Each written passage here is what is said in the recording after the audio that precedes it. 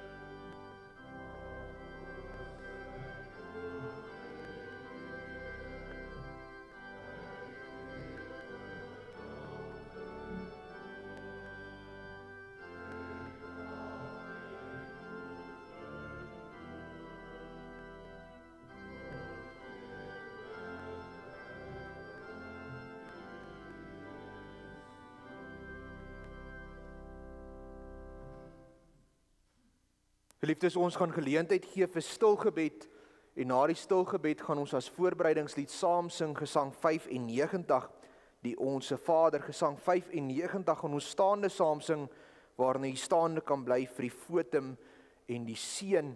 En na die seën gaan ons as lofsang saam sing Gesang 264. Gesang 264, daarvan vers 1 en vers 2.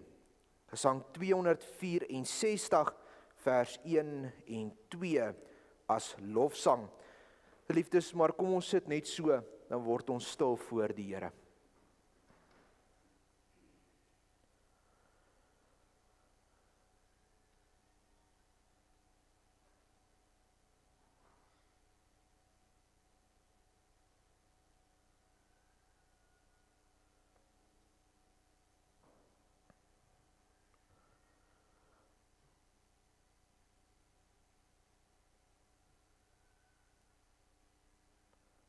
Amen.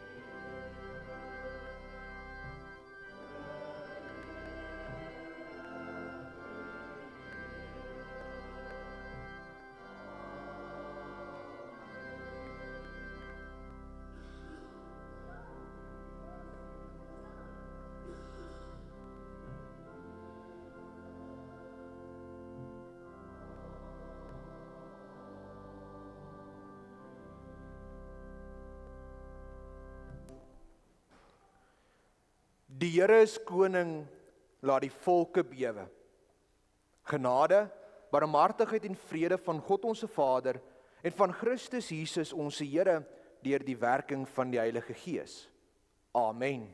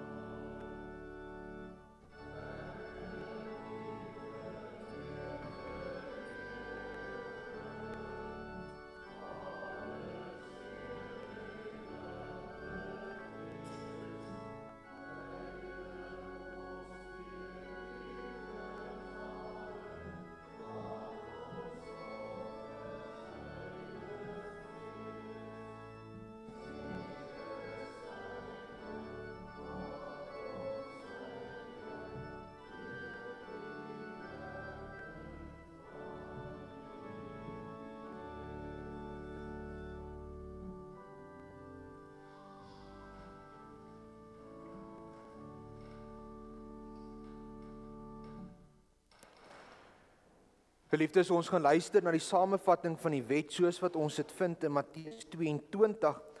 En na die samevatting van die wet gaan ons saam sing Gesang 69. Gesang 69 daarvan vers 2 en vers 3. Gesang 69 vers 2 en 3. Gesang 69 vers 2 en 3. Na die samevatting van die wet en na die belydenis van ons geloof, Gesang 84, daarvan vers 2 en 7. Gesang 84, vers 2 en vers 7, na die belydenis van ons geloof.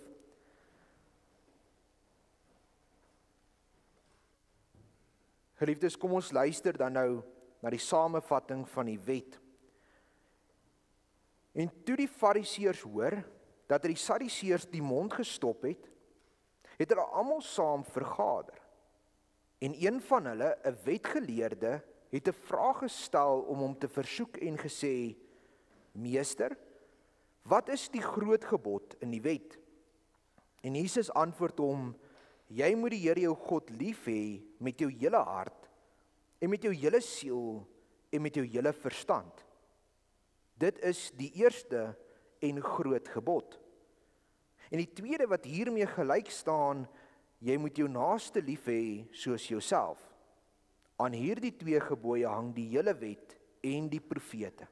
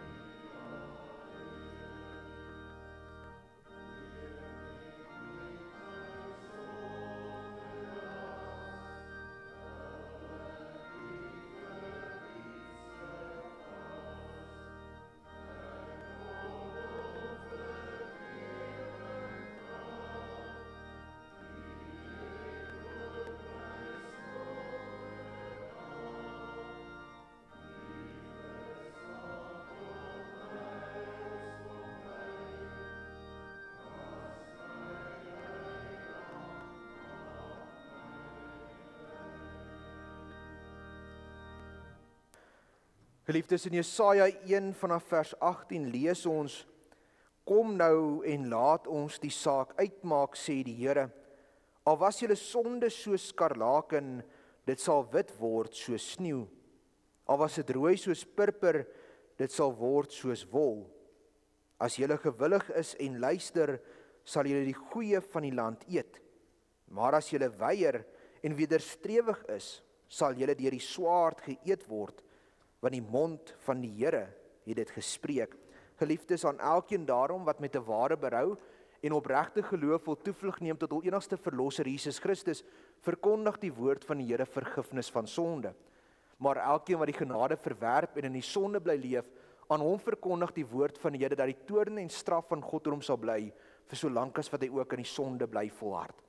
Geliefdes, ons aanbid 'n genadige God, wat sy seun gestuur het om met sy bloed vir ons te betaal, en daarom kan ons vanoggend ons geloof bely, en ons doen dit deur die woorde van die geloofsbelijdenis van 'n Sia in ons harte saam te sê. Ek glo in een God, die almagtige Vader, die skepper van hemel en aarde, en van alle sienlike en onsienlike dinge, en in een Here Jesus Christus, die eniggebore Seun van God, gebore uit die Vader voor alle eeue, God uit God, lig uit lig, waaragtige God uit waaragtige God, gebore, nie gemaak nie, van dieselfde wese met die Vader, deur wie alle dinge gemaak is, wat ter wille van ons, mense, en ons saligheid neergekom het uit die hemel, en vlees geword het deur die Heilige Gees uit die maagd Maria, en 'n mens geword het, ook vir ons gekruisig is onder Pontius Pilatus, gelei het en begrawe is, en op die derde dag opgestaan het volgens die skrifte, en opgevaar het na die hemel, wat sit aan die regterhand van die Vader, en weer sal kom met heerlikheid om te oordeel die lewende en die dode. Wie se ryk geen einde sal hê nie, en in die Heilige Gees, wat Here is en lewend maak, wat van die Vader en die Seun uitgaan, wat saam met die Vader en die Seun aanbid en verheerlik word, wat gespreek het deur die profete, en een heilige, algemene en apostoliese kerk. Ek bely een doop tot vergifnis van sondes, en ek verwag die opstanding van die dode en die lewe van die toekomstige eeu. Amen. Geliefdes, kom ons sing saam Gesang 84, daarvan vers 2 en 7.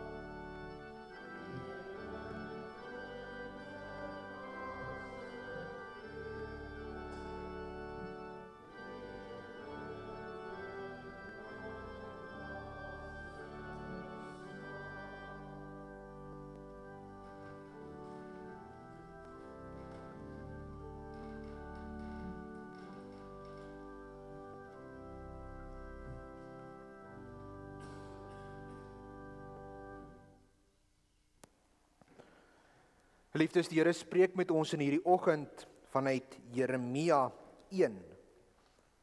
Jeremia 1, en ons lees saam vanaf vers 1. En die kernvers vanoggend is vers 10. Kyk, ek stel jou vandag aan oor die nasies en oor die koninkryke om uit te ruk en om te gooi en te vernietig en te verwoes, om te bou en te plant. Ons lees saam Jeremia 1 vanaf vers 1. Dit gaan oor die roeping en die opdrag van Jeremia. Die woorde van Jeremia, die seun van Hilkia, uit die priesters wat in Anatot in die land Benjamin was, tot wie die woord van die Here gekom het in die dae van Josia, die seun van Amon, die koning van Juda, in die 13de jaar van sy regering, en gekom het in die dae van Jojakim, die seun van Josia, die koning van Juda, tot die einde van die 11de jaar van Sedekia, die seun van Josia, die koning van Juda, totdat Jerusalem ontvolk is in die 5de maand. Die woord van die Here het dan tot my gekom en gesê, voordat ek jou in die moederskoot gevorm het, het ek jou geken. En voordat jy uit die liggaam voortgekom het, het ek jou geheilig. Ek het jou tot 'n profeet vir die nasies gemaak. Toe het ek gesê, ag Here, Here, voorwaar, ek kan nie praat nie, want ek is jonk. Maar die Here het vir my gesê, moenie sê ek is jonk nie, want na wie ek jou ook al stuur, moet jy gaan. En wat ek jou ook al beveel, moet jy spreek. Wees vir hulle nie bevrees nie, want ek is met jou om jou uit te red, spreek die Here. Toe het die Here sy hand uitgestrek en my mond aangeroer. En die Here het vir my gesê, hiermee lê ek my woorde in jou mond. Kyk, ek stel jou vandag aan oor die nasies en oor die koninkryke om uit te ruk en om te gooi en te vernietig en te verwoes, om te bou en te plant. Geliefdes, sover die woord van die Here. Salig is elkeen wat dit hoor en dit in sy hart bewaar. Kom ons word stil voor die Here en ons bid saam.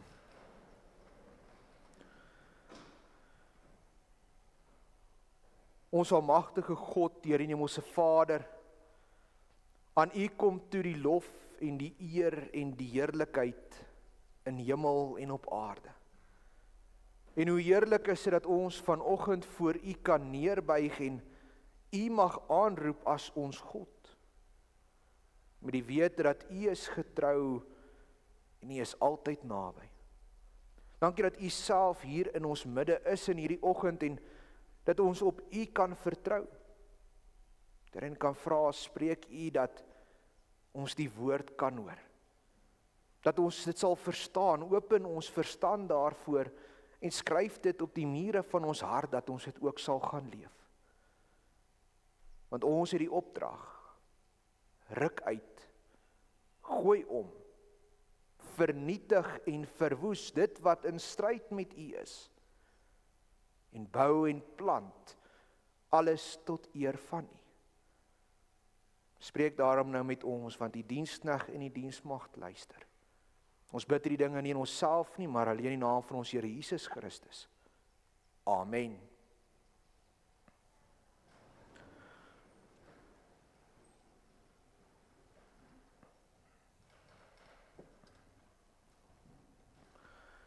Geliefde gemeente van ons Here Jesus Christus, Ecclesia Reformata Semper Reformanda. Dis die slagspreuk van die reformerende kerk na die 16de eeu.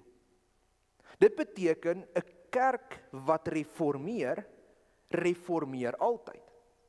Want die kerk het met die reformatie gesien dat die ware kerk hier op aarde nie bestaan nie.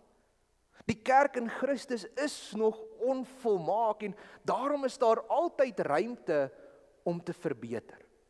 Altyd ruimte om nader te kom aan God, nader te kom aan sy wil. Want reformeer beteken om oor te vorm. Ons vat fisies iets slegs, iets leliks en ons vorm dit weer na iets moois, iets beters toe. Daarom het die kerk besef dat reformatie nodig is. En hierdie reformatie is nie net 'n term wat in die kerkgeskiedenis gevind word nie, dis 'n beginsel wat ons in die woord van God kry en ons het dit vanoggend gelees. Want Jeremia word geroep as 'n profeet. Hy word gestuur na 'n afvallige volk toe om te gaan hervorm. So lees ons sy opdrag in vers 10, ek stel jou vandag aan oor die nasies en oor die koninkryke om uit te ruk en om te gooi en te vernietig en te verwoes, om te bou en te plant. Dit is reformatie. Ons moet besef, Jeremia word gestuur na die volk Juda toe. En Juda het 'n lang geskiedenis van verval, van konings wat gedoen het wat verkeerd is in die oë van die Here. Jy kan net die tweede Kronieke boek gaan deurlees. Na Salomo hier van hoofstuk 12 af kry ons al die konings van Juda en ons sien hoe hulle verkeerd optree. Maar in hierdie donker tyd in die geskiedenis van Juda kry ons bakens van lig, bakens van hoop. Ons kry 'n koning soos Hiskia wat die tempel kom reinig. Hy stel weer die tempeldiens in en hy begin weer om die volk te reformeer. Maar na Hiskia se dood word Manasse koning. En Manasse val maar weer in die struik om terug te keer na die afgodediens toe. En eers aan die einde van Manasse se lewe kom hy weer tot bekering. Daarom is dit nodig dat daar weer reformatie plaasvind. En in 2 Kronieke 34 kry ons dan die koning Josia. Die koning waarvan ons in Jeremia 1 vers 2 gelees het. 'n goeie koning wat reg doen in die oë van die Here. Hy het die wetboek weer in die tempel gevind. Hy het die wette weer ingestel. Hy het selfs die Paasfees weer ingestel sodat Juda weer die tradisie van die kerk volg. 'n Goeie koning. 'n Koning wat gereformeer het. En tog, na Josia kom sy seun Jojakim. En Jojakim doen wat verkeerd is in die oë van die Here. Na sy dood is dit Jojagim wat ook verkeerd doen in die oë van die Here. En daarna die laaste koning van Juda, Sedekia, wat ook doen wat verkeerd is in die oë van die Here. Jeremia word gestuur na hierdie afvallige volk en afvallige koning toe om te gaan reformeer. So lees ons in 2 Kronieke 36 vers 12, hy het hom nie verootmoedig nie, dit is nou Sedekia, voor Jeremia die profeet wat gespreek het uit die mond van die Here. Ons kry dus te doen met siklusse van verval en van herstel, siklusse van hierdie afgodediens in die volk en 'n reformering wat plaasgevind het. So word Jeremia gestuur om uit te ruk, om te gooi, te vernietig, te verwoes. Jeremia moet fisies gaan en hy moet die afgode standbeelde omgaan stoot. Hy moet die valshede binne in die volk gaan uittrek. Hy moet dit wat teen die wil van God is gaan vernietig en verwoes. Maar dis net die eerste deel van Jeremia se opdrag. Jeremia moet ook gaan en hy moet gaan herplant. Hy moet gaan en gaan herbou. Hy moet reformeer. Nou geliefdes, klink die omstandighede van Juda nie bekend nie? As 'n mens kyk na die kerk in die 16de eeu, lyk dit redelik dieselfde. Want die kerk in die 16de eeu het ook verval in die afgodsdiens. Hulle afgode was wel mense. Die paus, geld. Daar was soveel dinge wat verafgod is deur die kerk. Die dwaalleer is verkondig en daarom het die reformatore die opdrag gesien wat aan Jeremia gegee is om te reformeer. En tog moet ons eerlik wees, geliefdes, hierdie is nie 'n probleem van die verlede nie. Hierdie is 'n probleem van ons eie tyd, want ons beleef ook hierdie dinge in die kerk vandag. Kerke wat besig is om afvallig te word, kerke wat besig is om die afgode van die wêreld na te streef, kerke wat agter die dwaalleraars aanloop. Daarom moet ons besef, dis weer tyd om te reformeer. En ons moet nie ophou nie. Want die opdrag van Jeremia is ook die opdrag aan ons. Ons moet uittrek. Ons moet omgooi. Ons moet vernietig en verwoes. En ons moet opbou en herplant. En daarom is die vraag vanoggend, waarheen? Waarheen bou ons? Waarheen plant ons? Ons moet tog duidelike doelwitte vir ons stel waarheen ons kan reformeer. Vir Jeremia is die doelwitte gegee deur gesigte. God het dit in gesigte aan Jeremia geopenbaar, dit wat hy doen. Maar dan lees ons in Hebreërs 1 dat God in die verlede deur gesigte, visioene, beelde met die profete gepraat het. Vandag praat hy met ons deur sy seun en sy seun regeer die kerk deur woord en gees. Daarom het hy ook begaafde mense gegee. Mense wat deur die Heilige Gees so gewerk is dat hulle vir ons 'n samevatting gee van die woord van die Here in die belydenisskrifte. In die Nederlandse geloofsbelydenis artikel 29 vind ons duidelike bakens waarheen ons moet reformeer. Want die kentekens van die ware kerk word vir ons gegee. Eerstens die suiwere verkondiging van die woord van die Here.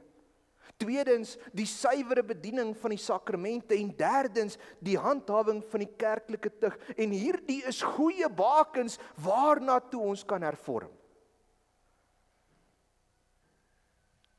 Daarom moet ons as kerk die woord van Christus getrou ondersoek. Ons moet besig wees om in die woord van die Here te delf, dat ons teen die dwaalleer wat verkondig is staande kan bly. Daarom het ons in die maand wat verby is, klem gelê op wat sê die Bybel. Wat sê die Bybel oor die wegraping en die wederkoms? Wat sê die Bybel oor die uitverkiesing? Wat sê die Bybel oor skepping en evolusie? Ons moet teruggaan na die woord van God toe. Ons moet alles gaan toets in die woord van God. Want hierdie is nie sommer net woorde van God.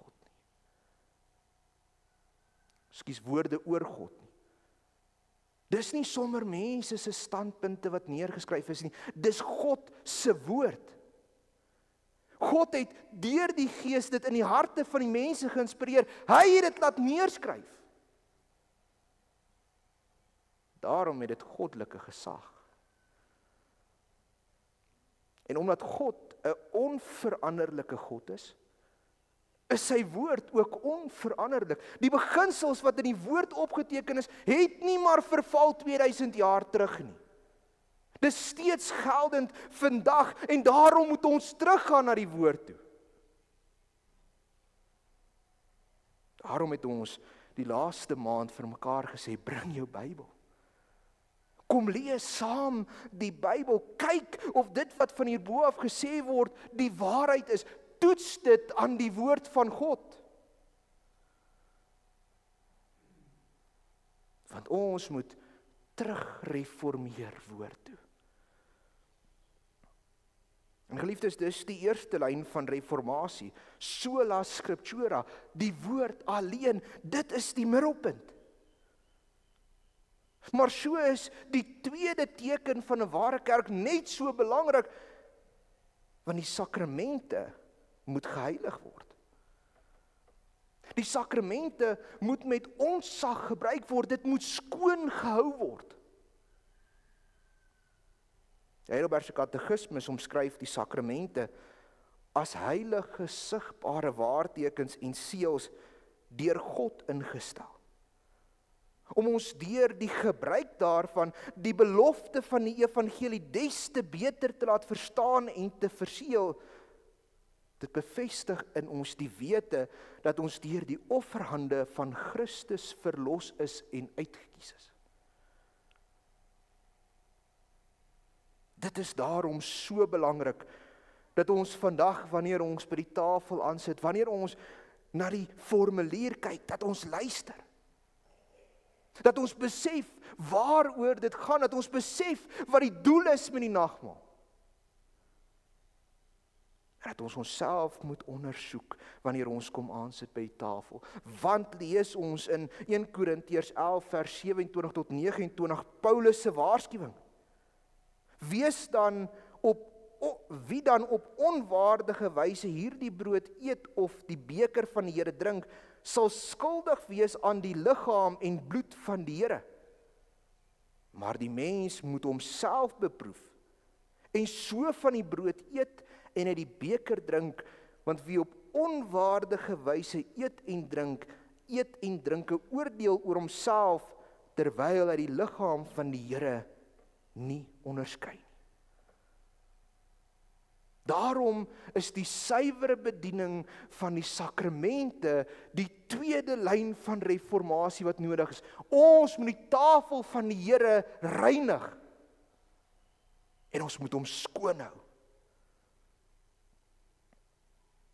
Die laaste kenteken van 'n ware kerk is die handhawing van die kerklike tug. Geliefdes, ons moet die tug weer sien as die liefdesdaad wat dit is. Nie 'n slaanstok nie. Nie 'n wapen waarmee ons seermaak nie, maar 'n liefdesdaad. Om my broeder en suster wat in die sonde vasgevang is, terug te trek na die Here toe.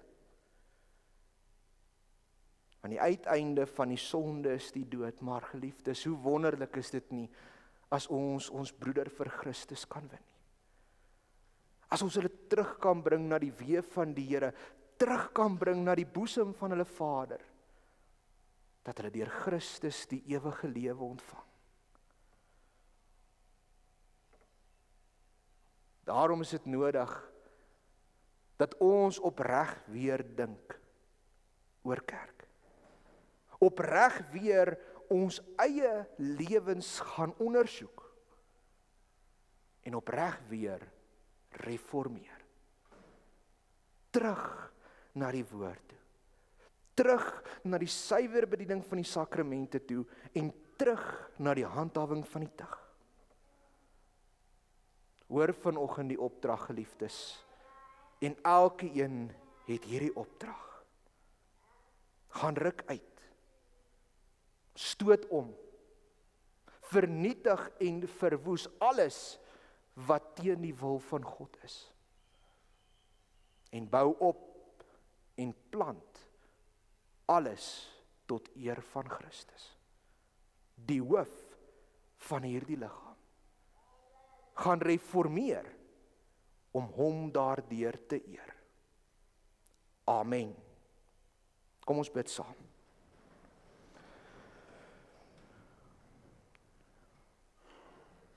Ons almagtige God, Here en Hemelse Vader, dankie dat ons vanoggend weer die opdrag hoor. Gaan reformeer. Ruk uit, gooi om, vernietig en verwoes wat in stryd is met U, en bou en plant alles tot eer van die Here. Gee dat ons daardie opdrag sal uitleef. Werk met die Gees in ons harte, dat ons as gemeente 'n altyd reformerende kerk sal bly. Maar gee ook dat elkeen van ons in ons eie lewens sal reformeer. Nader en nader aan U. Here, dankie dat ons nou ook die voorreg het om by die tafel te kan aansit. Werk met ons ook nou in die voorbereiding om aan te sit, dat ons nie die nagmaalstafel sal ontheilig nie. Ons bid hierdie dinge nie in onsself nie, maar alleen in die naam van ons Here Jesus Christus. Amen.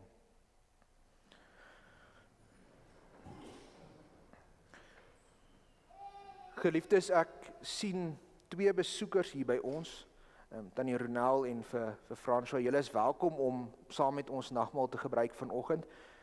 Die AP Kerk het 'n geslote tafel, maar ons ken julle en ons ken ook julle lewenswandel, so asseblief hê die vrymoedigheid om saam met ons te gebruik.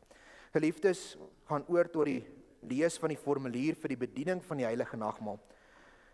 Geliefdes in die Here, die Heilige Nagmaal is deur ons Here Jesus self ingestel. Paulus sê in 1 Korintiërs 11 vers 23 tot 26, want ek het van die Here ontvang wat ek ook aan julle oorgelewer het, dat die Here Jesus in die nag waarin hy verraai is, brood geneem het, en nadat hy gedank het, het hy dit gebreek en gesê, neem, eet. Dit is my liggaam wat vir julle gebreek word, doen dit tot my gedagtenis. Net so ook die beker na die ete met die woorde, hierdie beker is die Nuwe Testament in my bloed. Doen dit so dikwels as julle daaruit drink, tot my gedagtenis. Want so dikwels as julle hierdie brood eet en hierdie beker drink, verkondig julle die dood van die Here totdat hy kom. Geliefdes, die nagmaal is in wese 'n verbondsmaaltyd.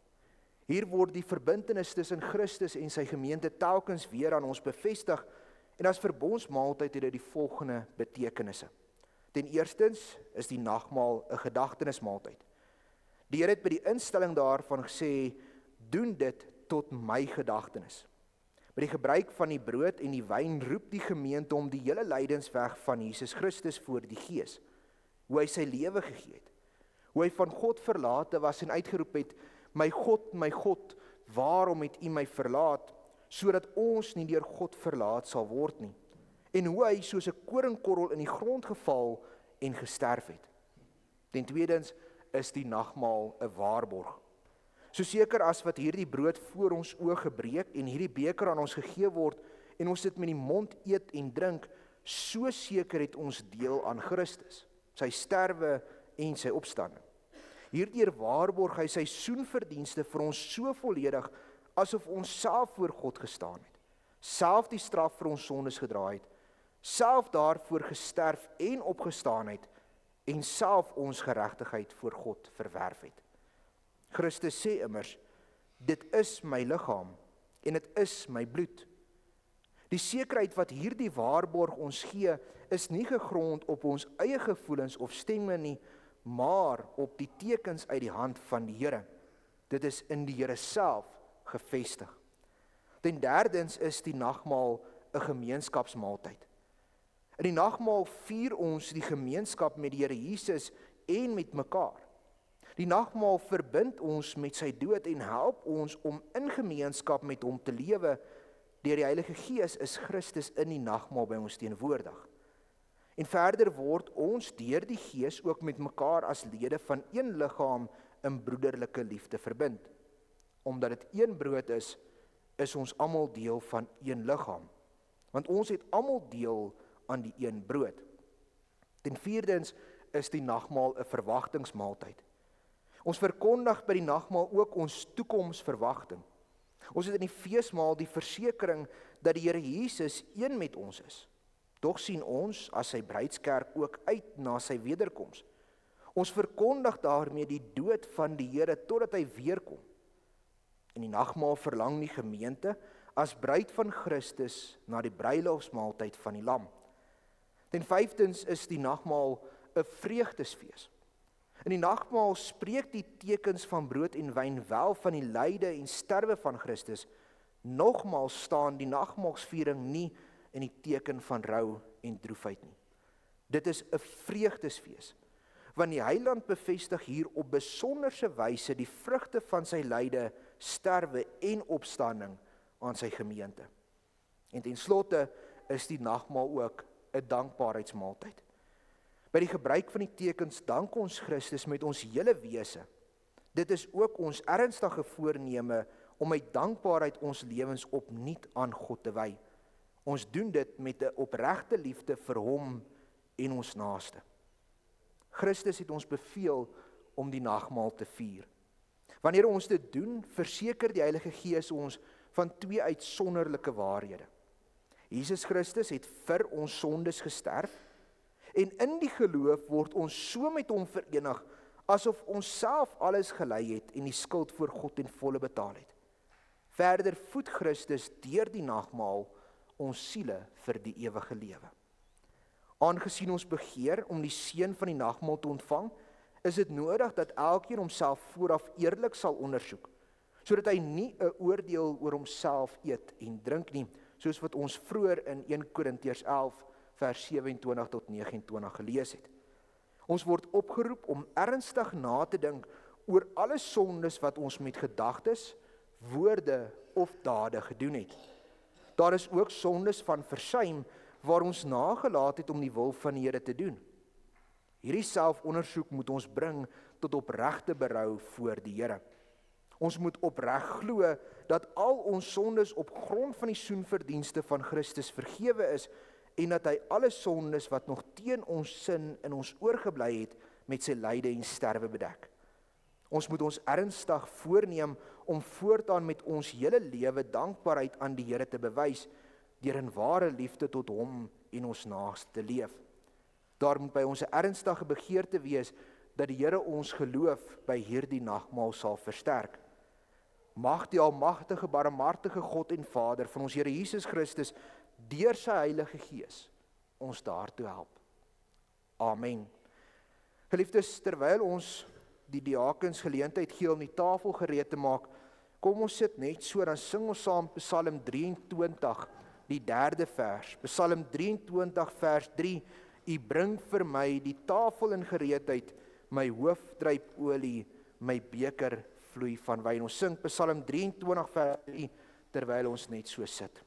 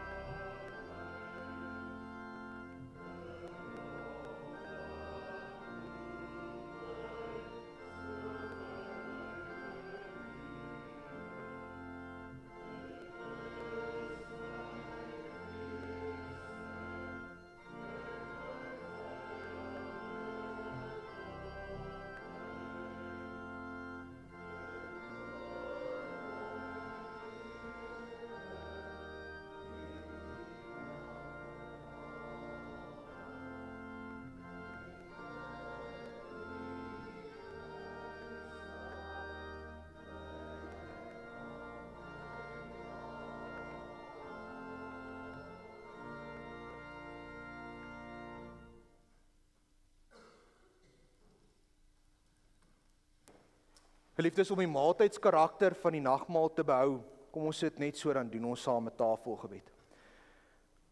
Ons almagtige God, Here en Hemelse Vader, dankie dat U ons geroep het na U tafel toe.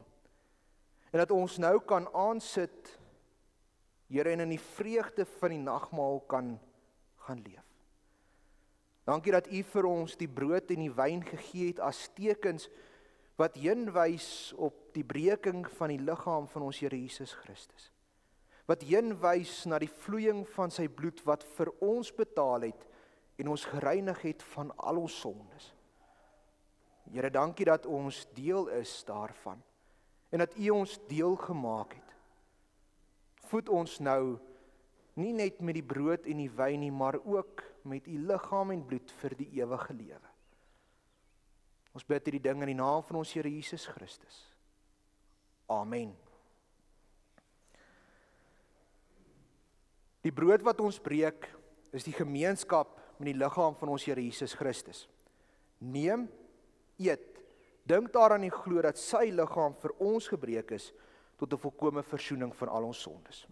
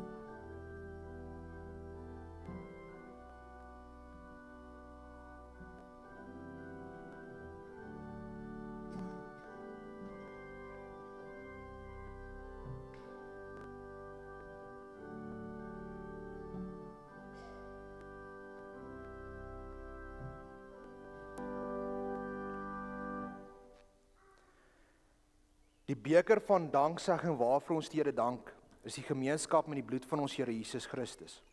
Neem, drink daaruit. Dink daaraan en glo dat sy bloed vir ons vergiet is tot 'n volkomme versoening van al ons sondes.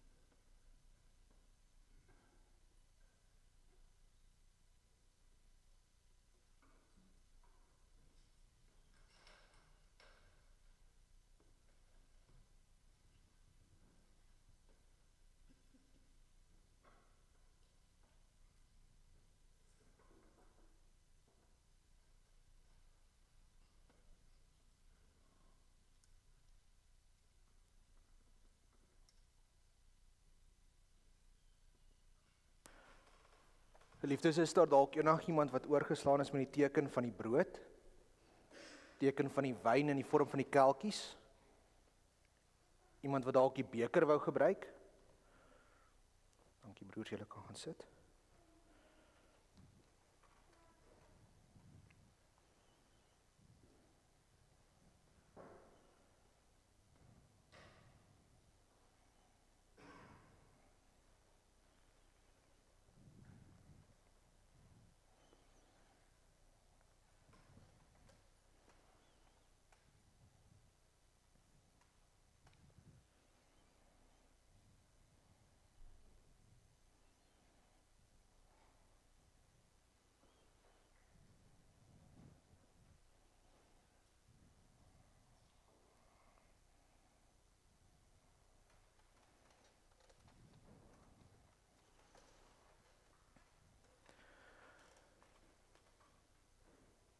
Liefdes, nou dat die Here ons gevoed het met die tekens van die brood en die wyn, kan ons ook sy lof groot maak, en ons doen dit deur die woorde van Openbaring 1 vers 5 en 6, en ek gaan vra dat u saam met my staan vir die lofverheffing waarin hy staande kan bly vir gebed.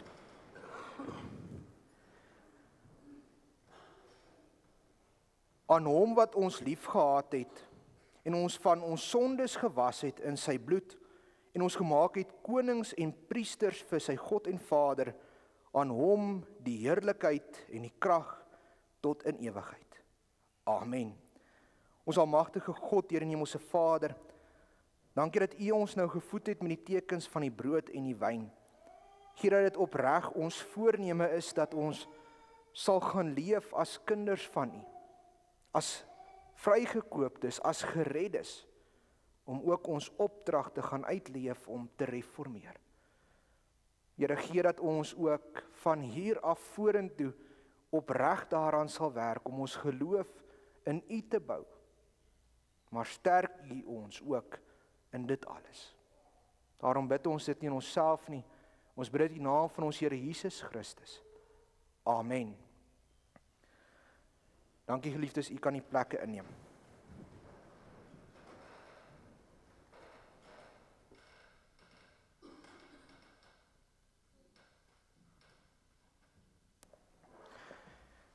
Geliefdes, as slotsang gaan ons saam sing gesang 267, gesang 267, en ons sing saam vers 1 en vers 4. Gesang 267, vers 1 en 4, en ons gaan dit sonder begeleiding sing, so ons kan staan, dan sing ons saam gesang 267, waarna u staande bly vir die seën.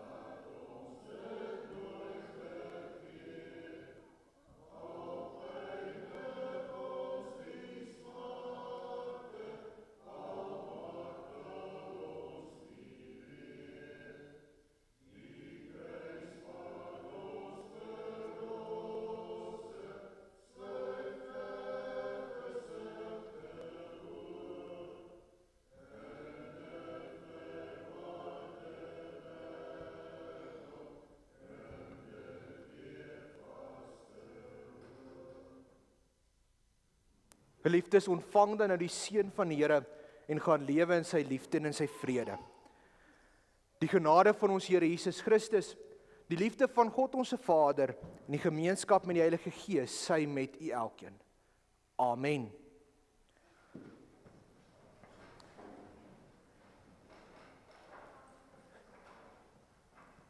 Geliefdes, voordat ek die diakens geleentheid gee, ek wil net 'n korreksie maak. Ek het dit in die preek gedoen, maar ek het oor my woorde geval toe ek gepraat het oor die woord van God.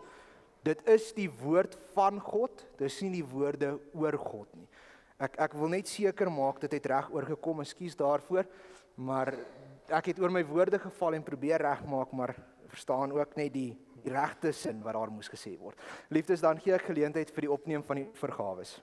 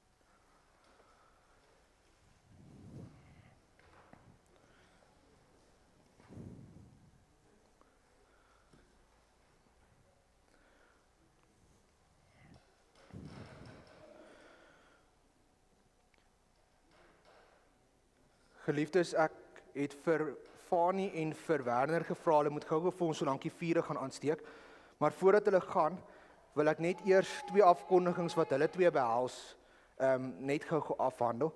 Eerstens Fani, baie dankie vir al die werk wat jy by die kerk doen. Hy het die week vir ons die orgel kom regmaak, hy het hierdie lig hierbo ingesit, dit word opreg gewaardeer.